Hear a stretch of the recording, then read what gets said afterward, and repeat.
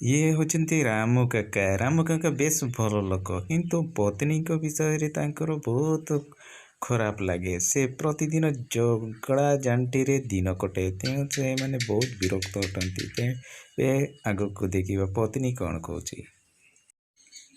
ରୋଷେଇ କରିବାର କିଛି ନାହିଁ। ତୁମେ ଶୀଘ୍ର ବଜାରରୁ ଯାହା କିଛି ଆଣ, ନହେଲେ ଆମେ ଖାଇବା କେଉଁଠି? ଚାଉଳ ନାହିଁ, ଆଉ ତେଲ ମସଲା ନାହିଁ। ଆମେ କ'ଣ କରିବା? ମୁଁ କେମିତି ରୋଷେଇ କରିବି? ତୁମେ କାମ କର, ନେଇ ଆସ।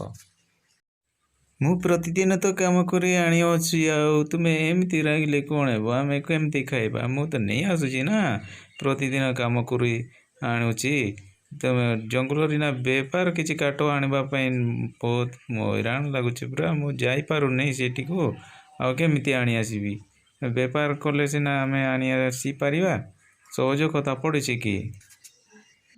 ରାମ କାକା ବେହୋସ ହୋଇ ପଡ଼ିଲେ। ସେ ସନ୍ତ୍ରାସବାଦୀ ପାଲଟିଗଲେ। ବେଳେବେଳେ ମନେ ହେଉଛି ବନ୍ଧୁକରେ ମାରିଦେବି, ନହେଲେ ଛୁରୀରେ ଭୁଷିଦେବି ଏଇ ବୁଢ଼ୀଟାକୁ।